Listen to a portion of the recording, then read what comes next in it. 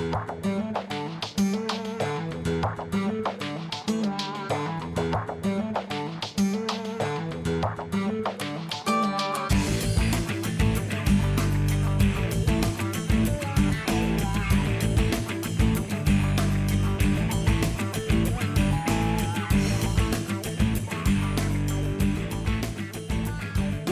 al Rey de Reyes, gloria al Señor de Señores, Jesucristo. ¿Qué tal, queridos hermanos y amigos? Al Padre Pedro Núñez, bienvenidos a este su programa, Conozca Primero su Fe Católica. Hoy tenemos un programa muy interesante para ustedes y gracias porque ustedes son los que hacen posible este programa a través de sus cartas, sus correspondencias, preguntando lo que ustedes necesitan preguntar. Y también pues cuestionando a veces lo que yo digo, ¿no es cierto? Y está bueno, está muy bien. Así pues aprendemos todos y seguimos caminando en el camino de Jesús. Una cosa que sí quiero decirles, hermanos y hermanos, que todo lo que decimos en este programa está de acuerdo con las enseñanzas de la Iglesia Católica y pues nuestros programas se basan en simplemente reproducir o representar lo que enseña la iglesia fundada por Jesús, que es la iglesia que es una, santa, católica y apostólica.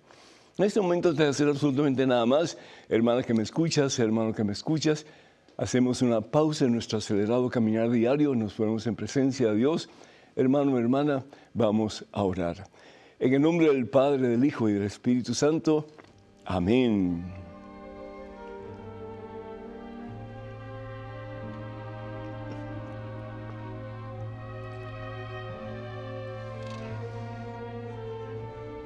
Padre Santo, Padre bueno, Padre amantísimo, revístenos, oh Dios, en este santo día de la plenitud de tu Espíritu Santo. Tercera persona de la Santísima Trinidad, que es amor puro, Señor. Qué diferente sería el mundo si pudiéramos amar con la fuerza y el poder de tu Espíritu Santo. Qué diferentes serían nuestras vidas, Señor, si pudiéramos, en vez de rechazar, de lastimar, de discriminar, si pudiéramos amar con la fuerza y el poder de tu Espíritu Santo.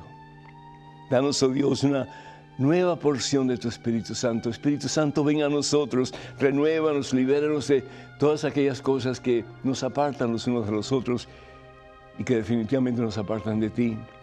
Nuestras violencias, nuestras formas de juzgar a otros, nuestra manera de tratar a otros, nuestra manera de imponernos sobre otros.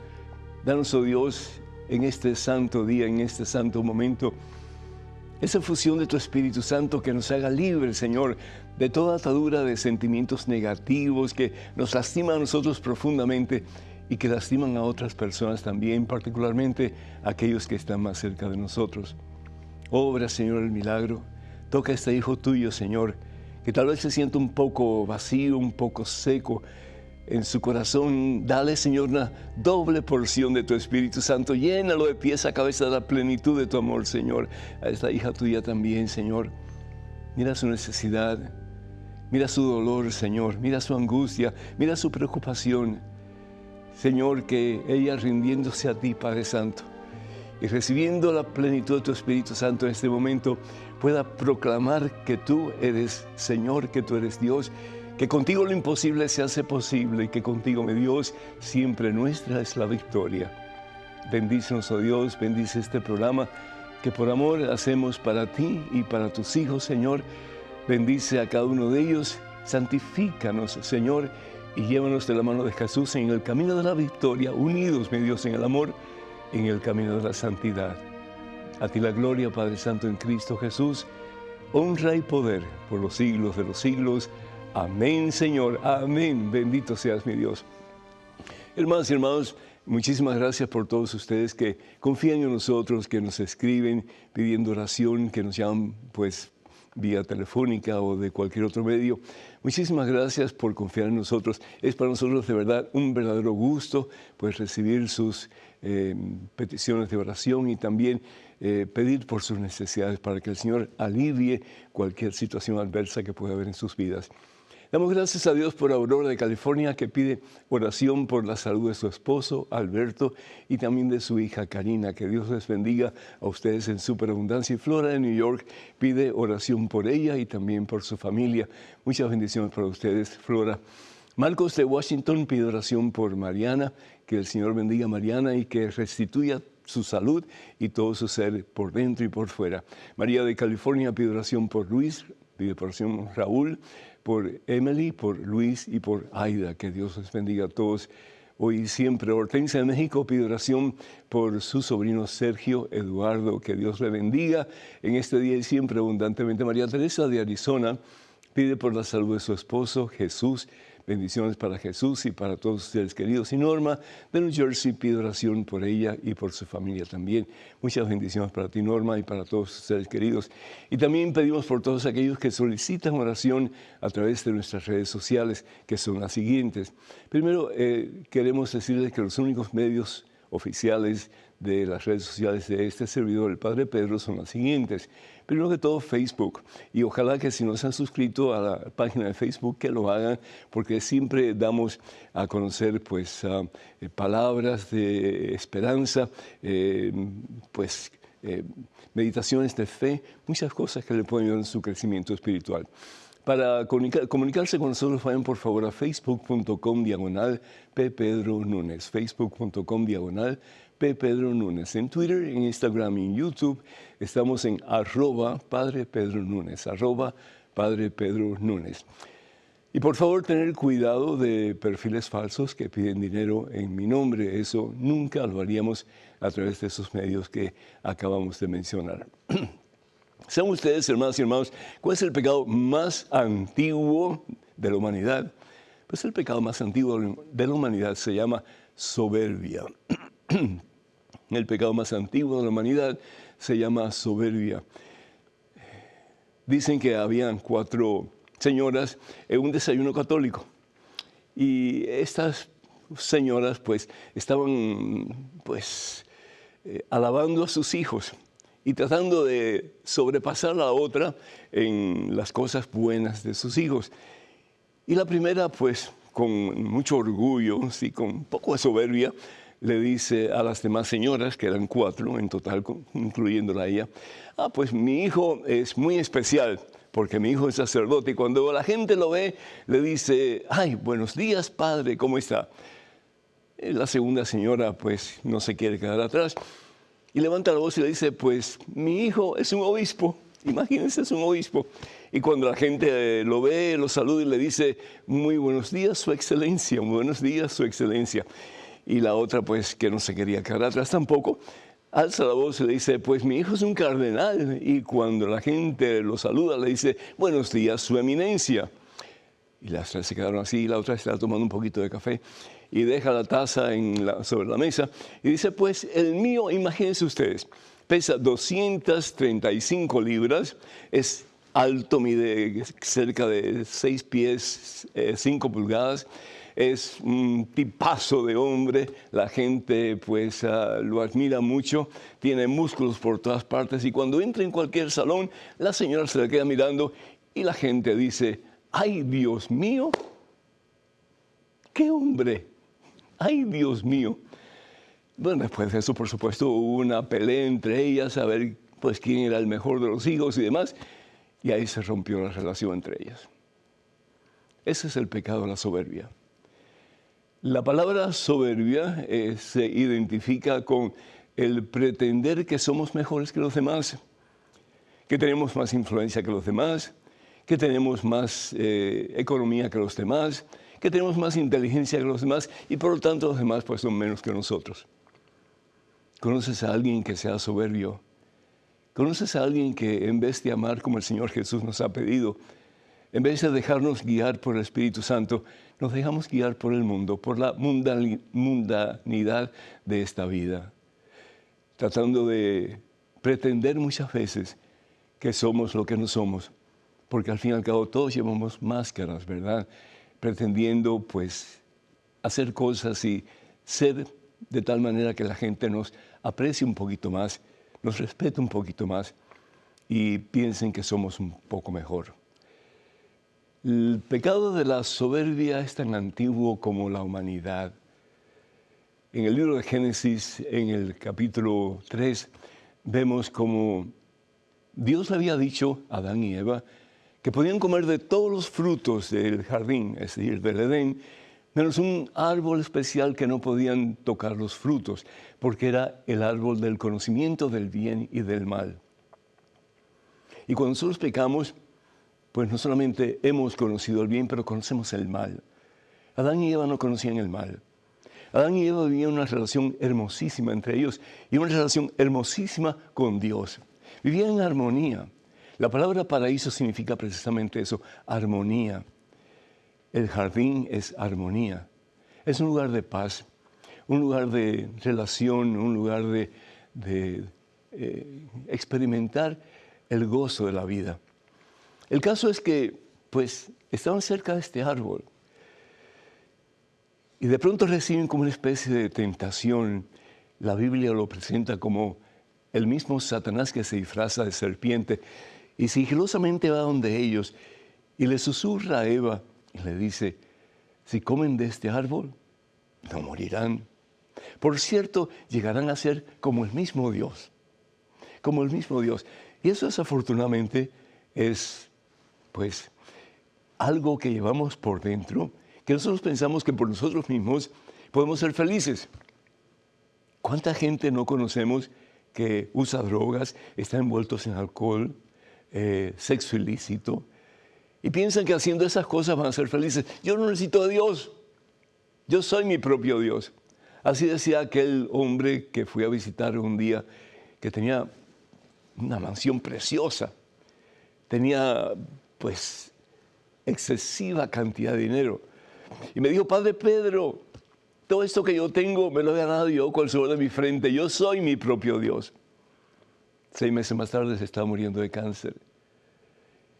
Y lo fui a visitar, me dijo, Padre Pedro, todo lo que tengo de nada me sirve. Deme un poquito de su fe porque es lo que me hace falta en estos momentos. Y llorando me lo imploraba, me lo pedía, me lo suplicaba. Deme un poquito de su fe. Qué pena que tengamos que esperar hasta el último momento para arrepentirnos y para reconocer que sin Dios no tenemos nada. Eso fue lo que le pasó a nuestros primeros padres, Adán y Eva. Mordieron el fruto prohibido. ¿Cuál es el fruto prohibido que tú has mordido una y otra vez en tu vida?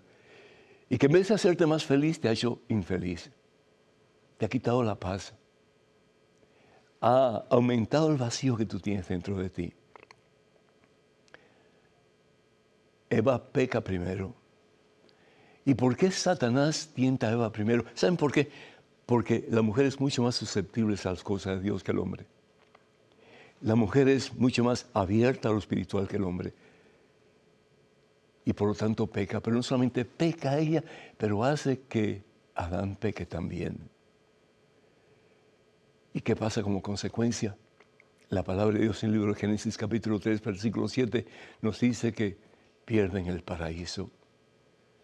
Pierden su relación con Dios, porque el pecado está a la espalda de Dios. Pierden su relación con Dios y se dan cuenta que están desnudos.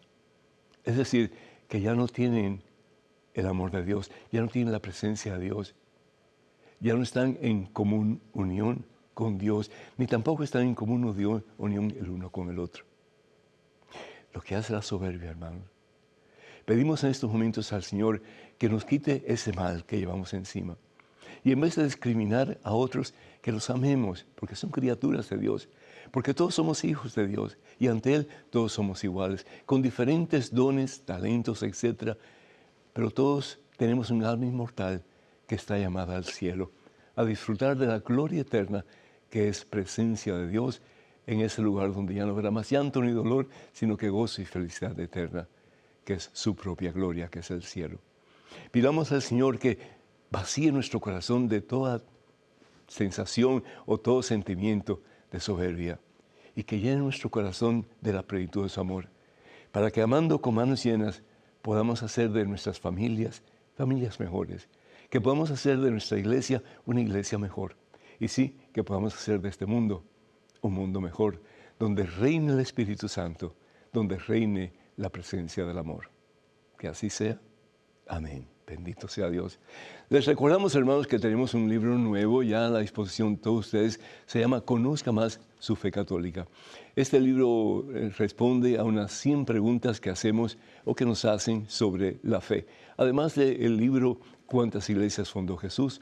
Y el libro Conozca primero su fe católica, que también responden a muchas preguntas, diferentes todas, por supuesto. Tenemos el libro Historias bíblicas que cambiarán tu vida, el libro Promesas bíblicas para tiempos difíciles, y tenemos otros materiales. También los pueden adquirir llamando al catálogo religioso de WTN, número telefónico 205-795-5814. Repito, 205-795-5814. Vamos entonces a una pequeña pausa, regresamos en cuestión de momentos, número telefónico para que se comuniquen con nosotros con cualquier pregunta, comentario, duda, etc.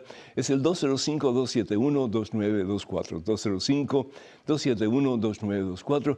Regresamos en cuestión de momentos, así que hermanas y hermanos, por favor no se vayan, quédense con nosotros.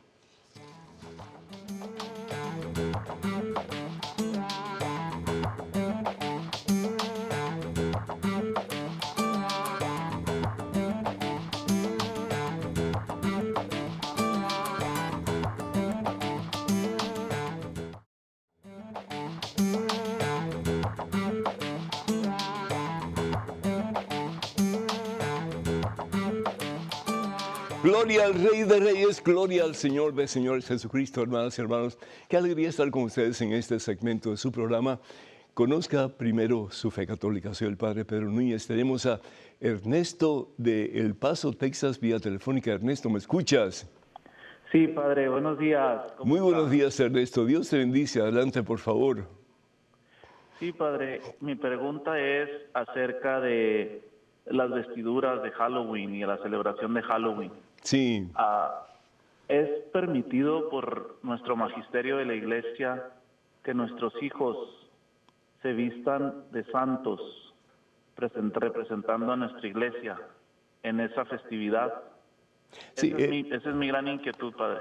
Muchísimas gracias, Ernesto, muchísimas gracias. Pues sí, es decir, la Iglesia celebra en la noche de ese día, que es, si no me equivoco, el 1 de noviembre, la fiesta de todos los santos, ¿sí?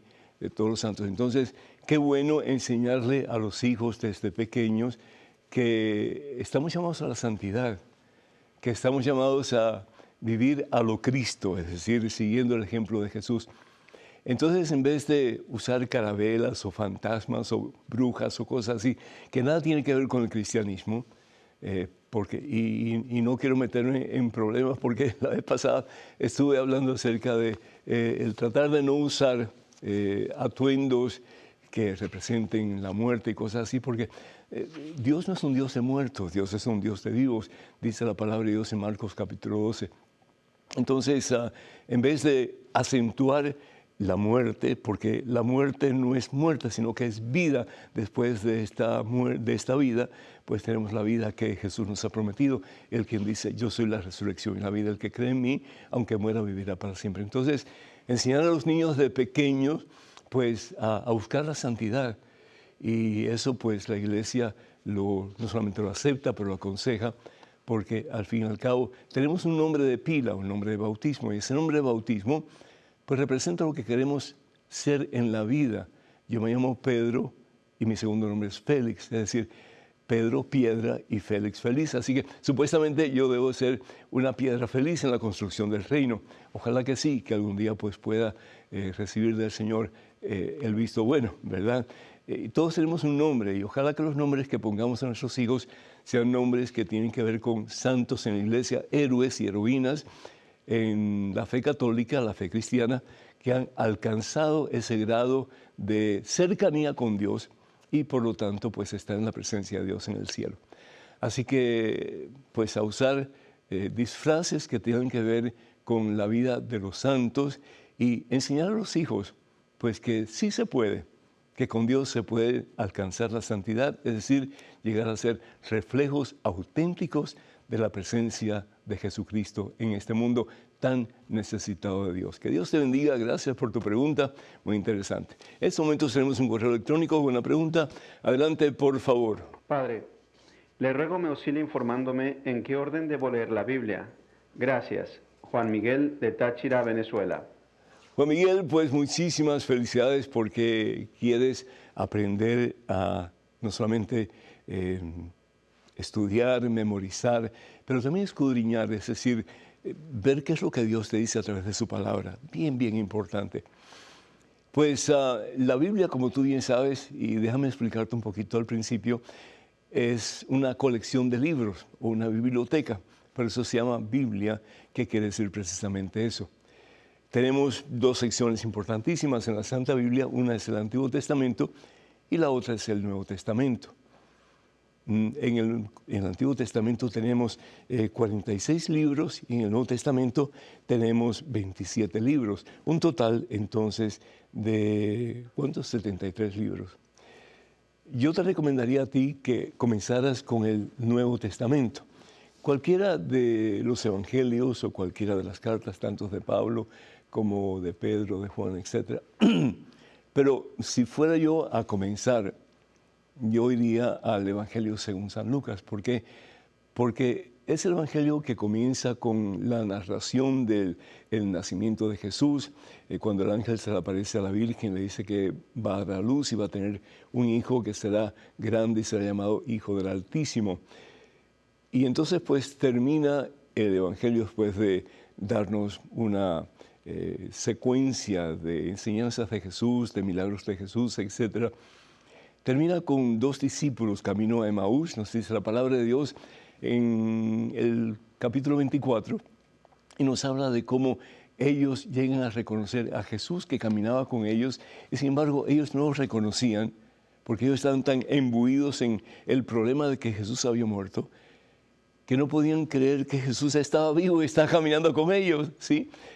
Pero llegan a reconocer cuando Jesús parte el pan.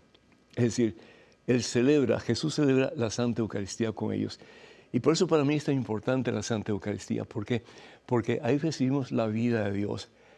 El Dios que por amor hasta el extremo que nos ama, lo da todo. Y no solamente su vida en una cruz en el Calvario, sino que nos da su vida en cada recepción de la Santa Eucaristía.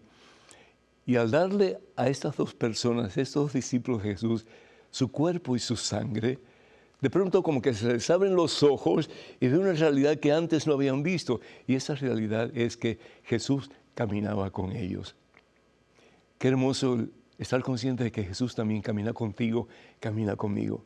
Y no solamente en los momentos fáciles de nuestra vida, pero también y a veces más aún en los momentos difíciles de nuestra vida.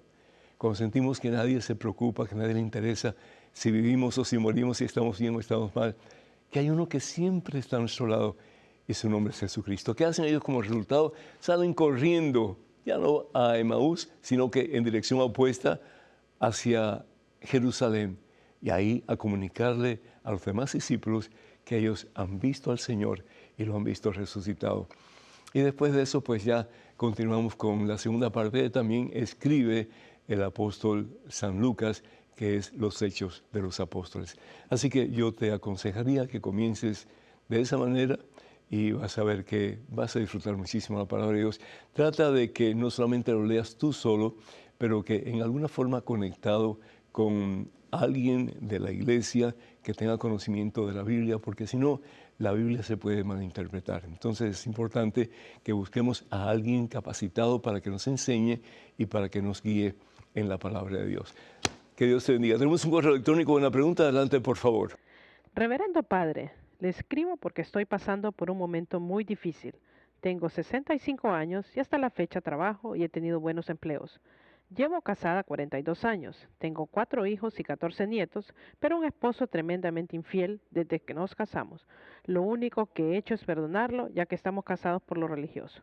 Malo, pegalón, egoísta y nunca ha compartido nada conmigo. Yo lo he sustentado casi siempre. Por el tiempo de la pandemia se mostró tranquilo y mientras yo tenía trabajo bien pagado. Cuando ya se puso las 2 vacunas, buscó trabajo, porque yo lo descubrí, tenía su relación con otra mujer a la que mantenía con su pensión de jubilado. Al descubrirlo, Le quité toda ayuda. Le pedí que aportara a la casa y me dijo que no trabajaba y que él no tenía por qué darme nada.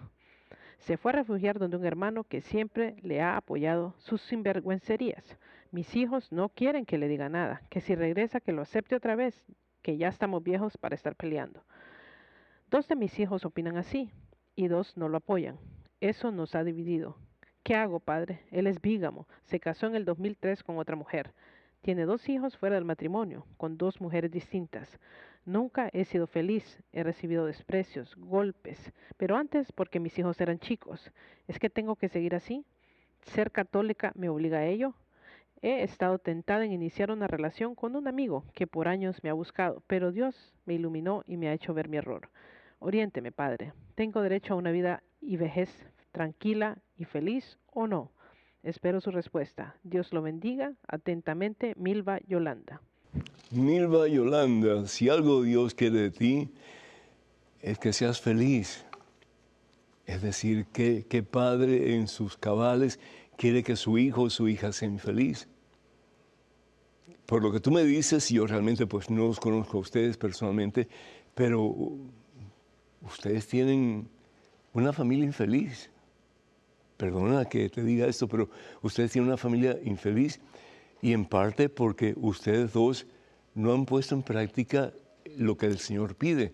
Génesis capítulo 2, versículo 24, ¿qué es lo que dice la palabra de Dios? El hombre deja a su padre y a su madre para unirse a su mujer y los dos llegan a ser un solo ser. Y Jesús explica esto un poquito más diciendo en el Evangelio según San Mateo, capítulo 19, versículo 6. Entonces, en esa relación de amor, en esa relación de respeto, de responsabilidad, lo que Dios ha unido, el hombre no lo puede separar.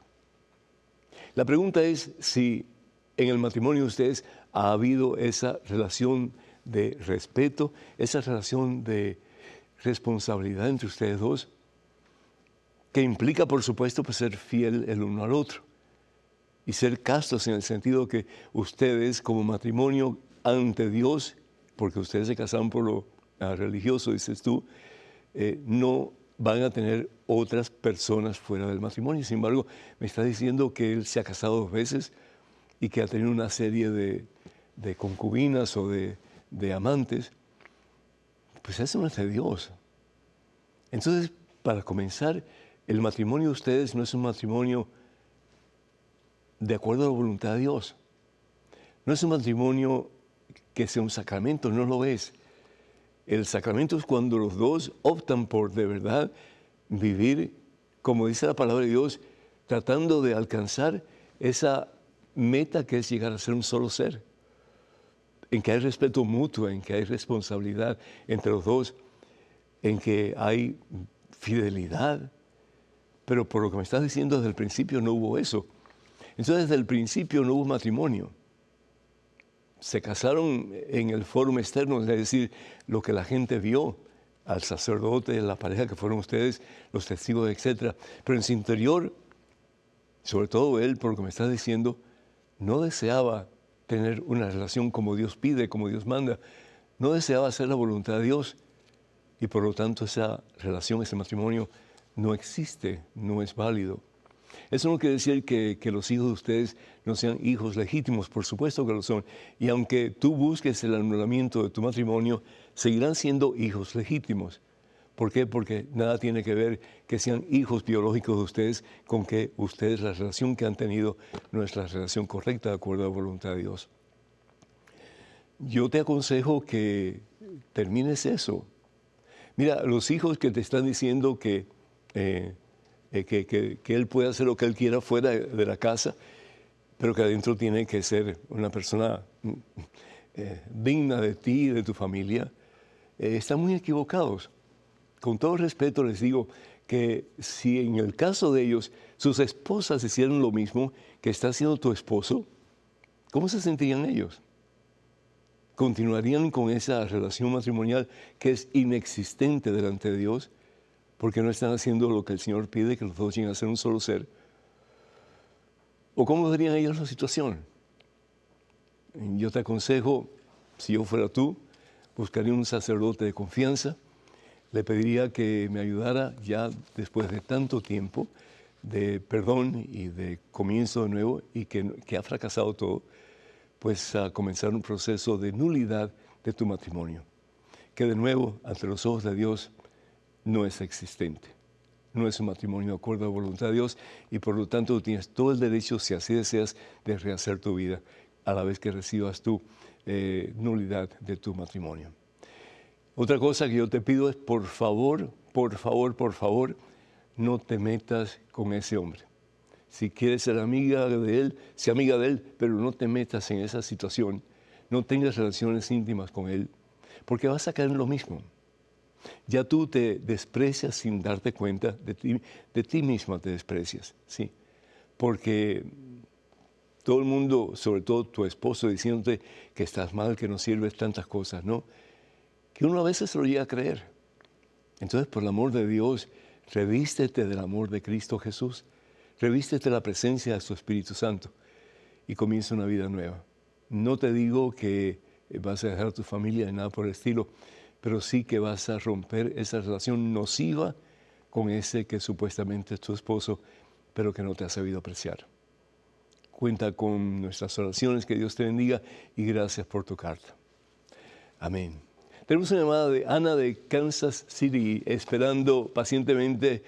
Ana, ¿me escuchas? Sí, le escucho, padre. Buenos días. Muy buenos días, el Señor te bendice. ¿Cómo estás, Ana?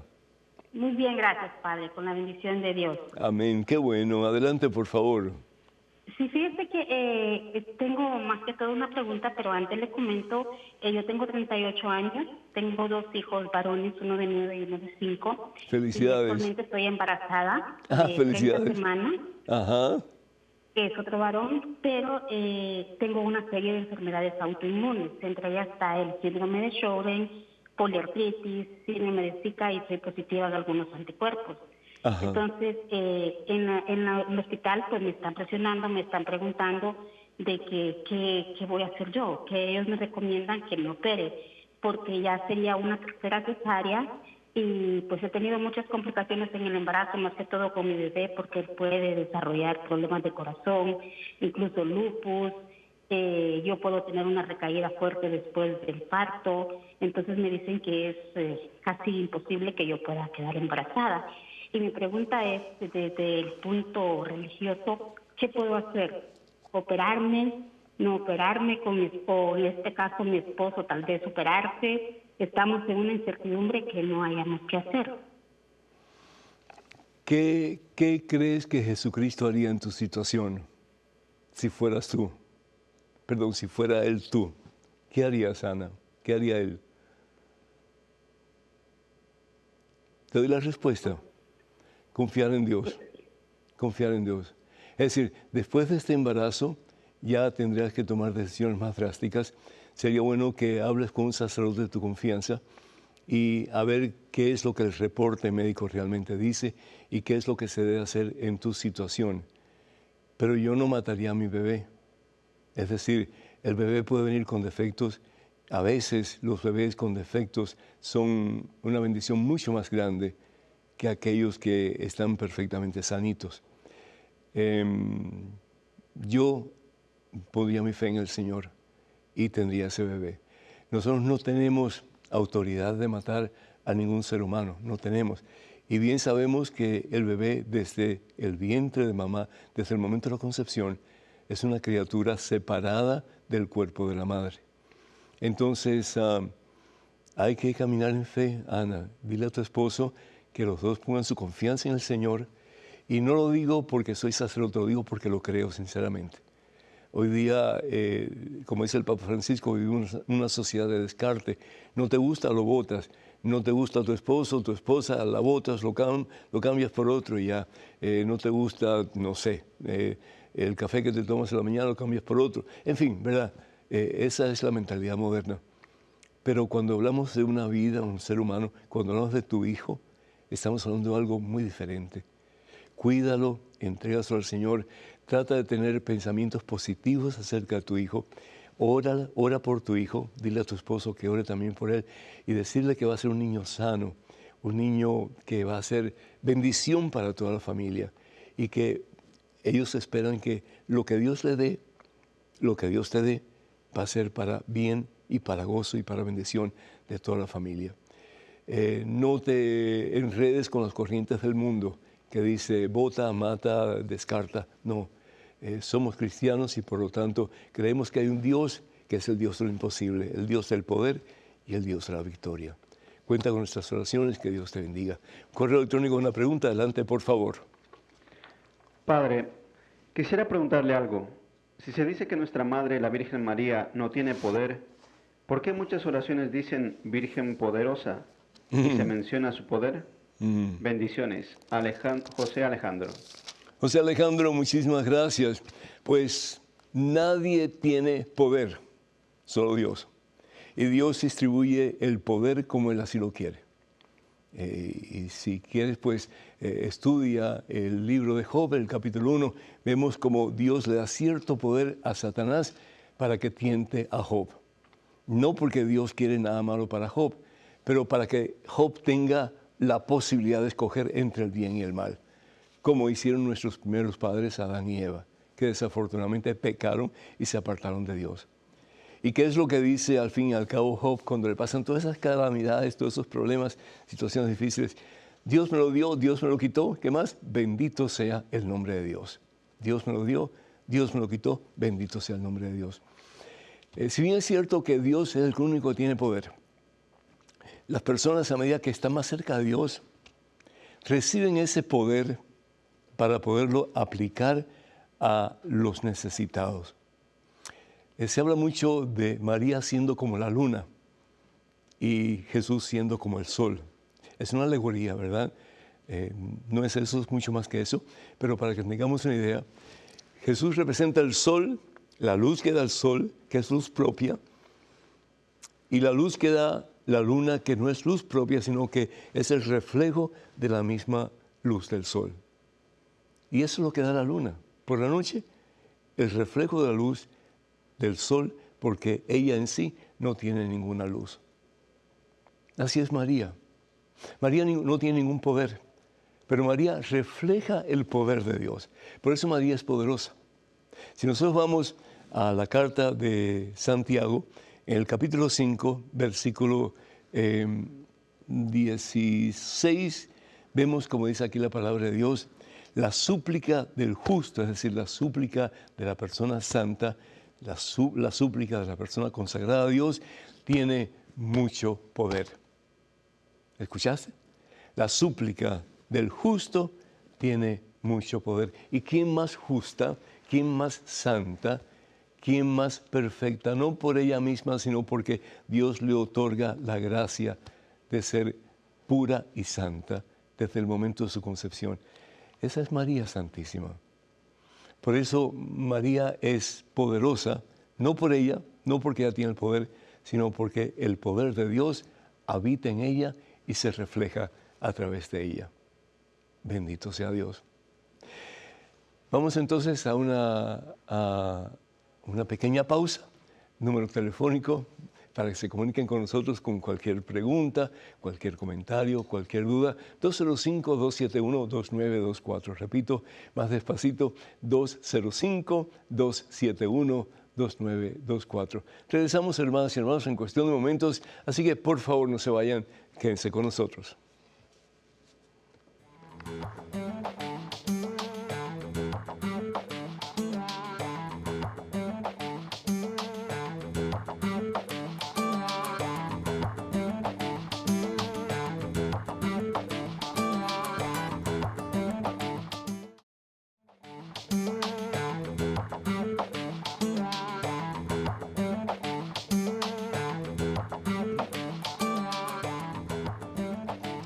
Alabado, exaltado, glorificado sea el nombre de Cristo Jesús. ¿Qué tal, queridos hermanos amigos?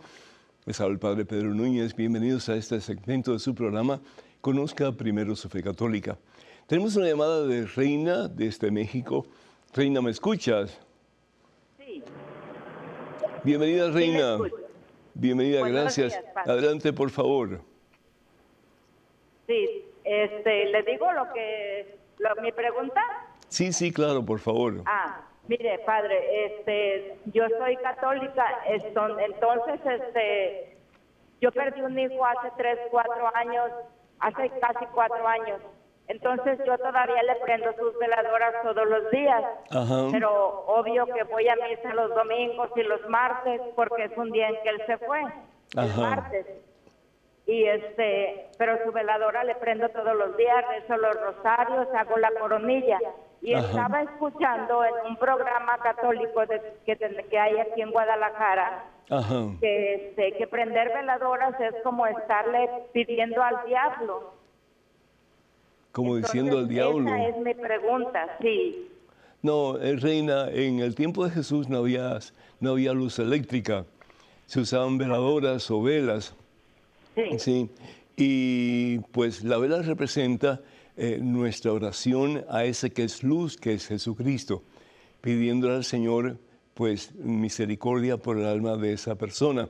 Lo más importante, y está bien, muy bien que se rece el Santo Rosario, que se encienda la veladora para recordar también a esa persona de parte de usted, pero también de vez en cuando ofrezca una misa por el eterno descanso de esa persona. ¿Por qué? Porque la misa es la oración perfecta que hace Jesús al Padre, que entrega el alma de esa persona que tanto usted ha amado a la presencia de Dios. Recuerde que la misa tiene gracia santificante, es decir, poder de Dios para que nosotros podamos arrepentirnos de nuestros pecados y entrar en una relación íntima con Jesucristo.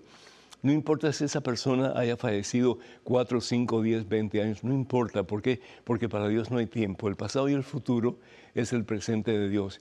Y cuando esa persona está a punto de morir, antes de entregar su alma al Señor, esa persona, si recibe la gracia santificante de la Santa Eucaristía, puede con esa gracia arrepentirse de sus pecados y entrar en la paz del Señor.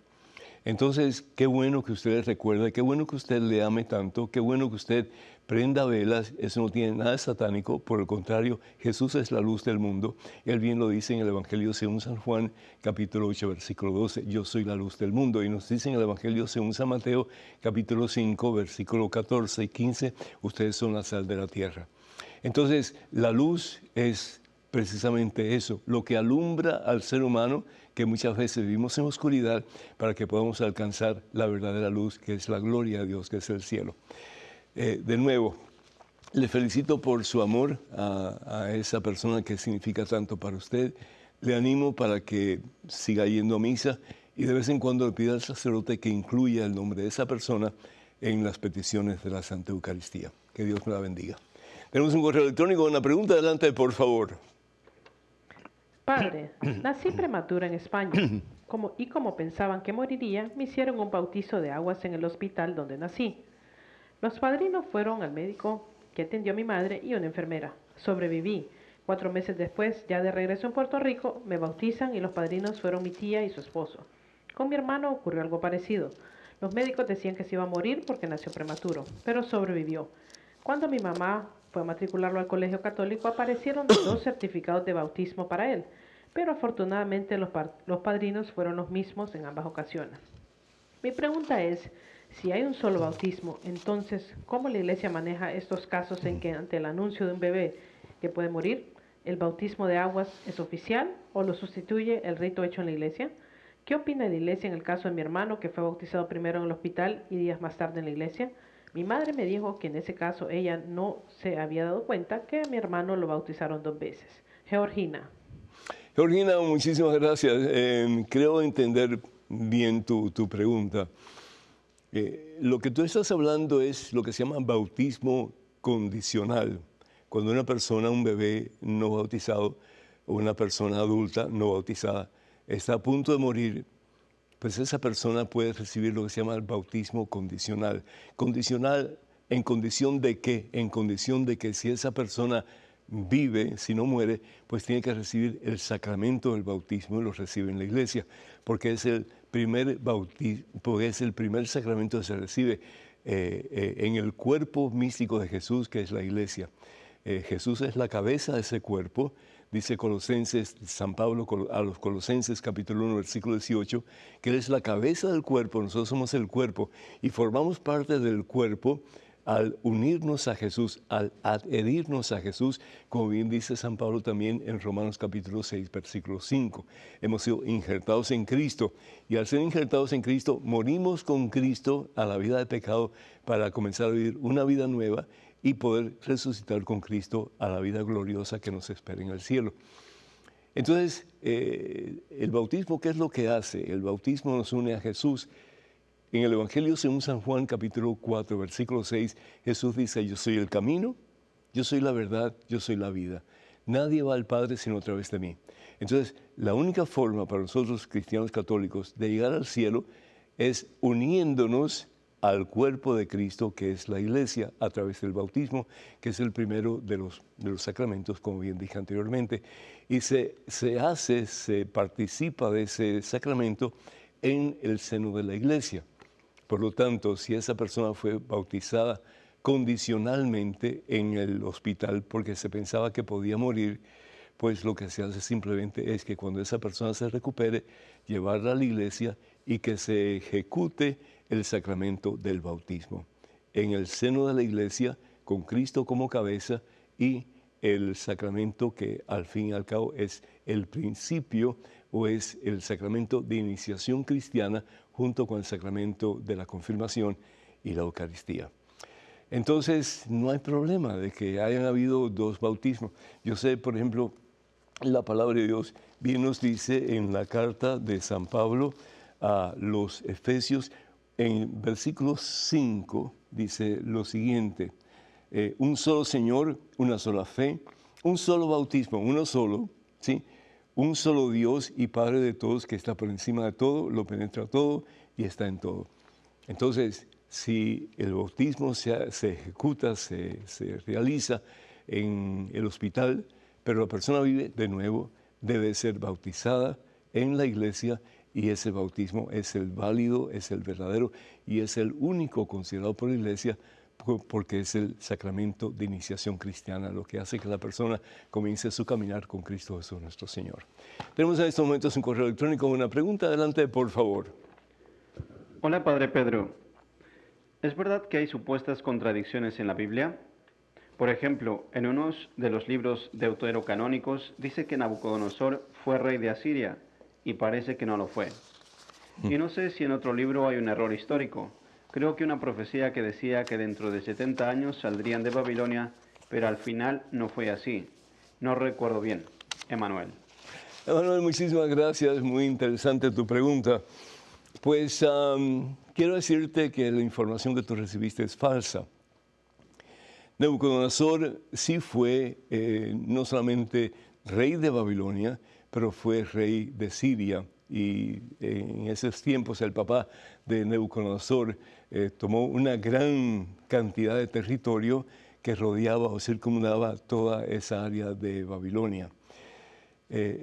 A él se le llama el primero porque tuvo un hijo, Nabucodonosor II, y él continuó, pero el segundo duró solamente como 2 años. El primero duró como 43 años como rey de Babilonia y de toda esa área que circundaba el territorio de Babilonia. Y después de eso vino otro rey y finalmente tomó posesión el rey de Siria, que conocemos con el nombre de Ciro, también Ciro el Grande. Entonces, en todo ese periodo de tiempo, y tenemos que pensar que estamos hablando de unos 75, 76 años, pues los israelitas, sobre todo los varones que tenían pues fuerza, que tenían talentos, etcétera, fueron exiliados a Babilonia. Y ahí estuvieron pues alrededor de 60 y pico, 70 años, más o menos. Y el problema es que los adultos sí querían regresar a Israel, a Jerusalén particularmente, para la reconstrucción del templo, etcétera, ¿verdad? Porque para ellos era muy importante. Pero para los que habían nacido en Babilonia, como que no. Es igual que en Estados Unidos o en cualquier otro país, las personas que van a ese país, los adultos, pues añoran regresar a su tierra, pero los que nacen ahí como que no. Entonces, por eso el periodo del exilio y la y la reconquista de Jerusalén por parte de los israelitas fue un proceso bastante largo y se estima que fueron unos 70 años. Entonces yo creo que tengas mucho cuidado con lo que tú lees, con lo que tú recibes de noticias, porque te pueden confundir. Entonces qué bueno que nos hayas preguntado eso, porque de esa forma te podemos guiar un poquito y aclarar cualquier concepto, cualquier duda que puedas tener, sobre todo en relación a la Santa Biblia o en relación a las enseñanzas de la Iglesia Católica. Tenemos en estos momentos un correo electrónico con una pregunta. Adelante, por favor. Hola, Padre Pedro. Es un gusto saludarlo. Tengo una pregunta. ¿Se puede añadir otro nombre al acta de nacimiento de un hijo cuando el niño ya fue bautizado? Gracias, Padre. Patricia. Patricia, Dios te bendice. Me dice en producción que tengo como 40 minutos más. No, estoy jugando. 3 minutos lo que me queda. En esos 3 minutos puedo decirte, Patricia, que no hay ningún problema. De acuerdo al derecho canónico, se puede incluir en el acta bautismal otro nombre, pero primero tienes que incluirlo en el acta civil, ¿sí? En el registro civil, para después llevarlo al acta o al registro en la Iglesia Católica. Hay muchas personas que se cambian el nombre. Por ejemplo, los papas se cambian el nombre. Ninguno se queda con el nombre de pila. Los religiosos, las religiosas, pues muchos de ellos también cambian sus nombres. Entonces no es nada extraño que tú puedas añadir un nombre a tu acta bautismal, siempre y cuando pues lo hagas primero en el registro civil. Si hay algún problema, pues le pides al párroco de tu parroquia que se comunique con la Cancillería y que pues pida la intervención del obispo para que el obispo sea quien aclare al sacerdote cualquier duda que pueda tener. Pero desde el punto de vista de que se puede hacer, no hay ningún problema. Así que Dios te bendice y pues manos a la obra, si así lo deseas. Quiero recordarles, hermanos y hermanos, que tenemos los libros a la venta de este servidor, el Padre Pedro, en el catálogo religioso de WTN. Para ordenar cualquiera de estos libros que aparecen en pantalla, por favor, o para más información, por favor, comuníquense con el catálogo religioso de WTN, llamando al número 205-795-5814. Repito, y más despacito, 205-795-5814. Queremos también invitarles para que ustedes nos escriban o nos llamen con sus preguntas en relación a la Santa Biblia, a las enseñanzas de la Iglesia o cualquier consejo que ustedes necesiten. Escríbanos o llámenos por favor a padrepedro@ewtn.com, padrepedro@ewtn.com. Le agradecemos sus oraciones por este programa, por este ministerio y también le suplicamos sus donaciones cuando puedan para poder seguir llevando al mundo la santa palabra de Dios. Que el Señor les bendiga en abundancia este día por siempre, os colme de su santa paz. Vayan con Dios, Dios siempre irá con ustedes. Que el amor de Dios sea todo lo que llene el corazón, la vida de ustedes, el Espíritu Santo. En el nombre del Padre, del Hijo, del Espíritu Santo. Amén. Hasta la próxima, hermanos.